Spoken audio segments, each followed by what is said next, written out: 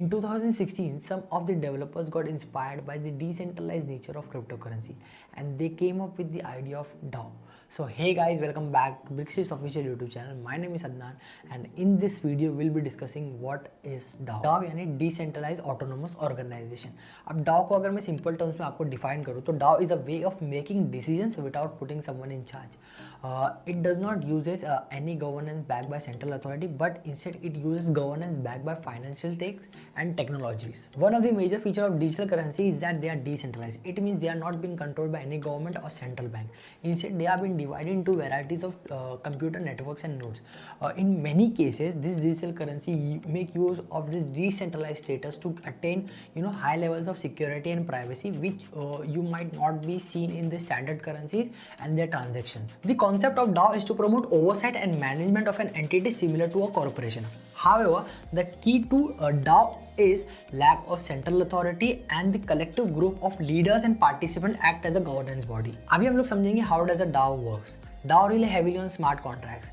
This logical coded agreements dictates decision making based on the underlying activity on the blockchain. For example, based on the outcome of the decision, certain codes may be implemented to increase the circulatory supply of the tokens, burn selective amount of reserve tokens or issue select rewards to the existing token holders. अब DAO में जो voting process होता है ये post किया जाता है on the blockchain. Users must often select between the mutual exclusive options.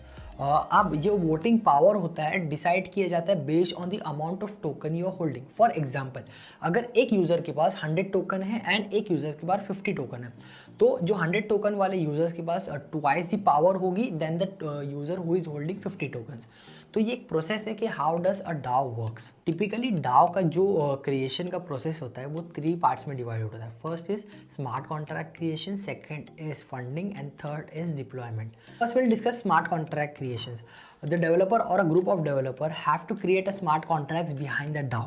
After launch, they can only change the rules set by these contracts using governance system. That means they must extensively test these contracts to ensure that they don't overlook any important details. Second is fundings. After the creation of smart contracts, DAO needs to determine ways to raise fundings and how to enact this governance. More often or not, these tokens are sold to raise funds and these tokens give the token holders voting rights as well. Third is deployment. Once everything has been set up, the DAO needs to be deployed on the blockchain.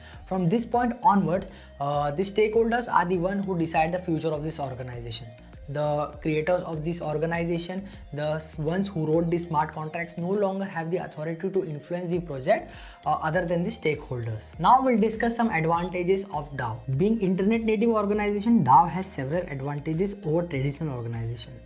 One significant advantage of DAOs is lack of trust needed between two parties. While a traditional organization requires a lot of trust in the people behind it, especially on behalf of investors, with DAO, only the codes needed to be trusted. Second is trusting the code is easier to do as it is publicly available and can be extensively tested before launch.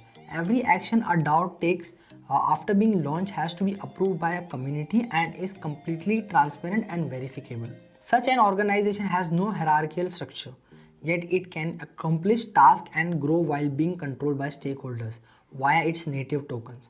The lack of hierarchy means any stakeholder can put forward an innovative idea that the entire group will consider and improve upon.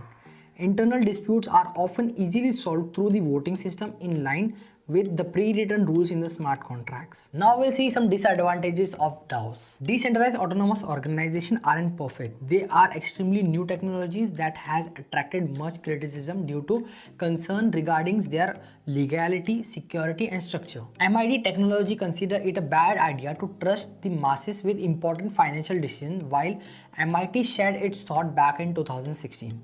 The organization appears to have never changed its mind on the DAOs. Not at least publicly.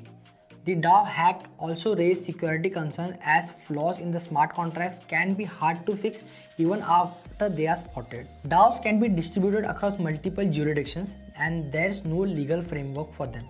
Any legal issues that may arise will likely require those involved to deal with numerous regional laws in a complicated legal battle. Final thoughts, over time it has been a clear concept that has been gaining traction.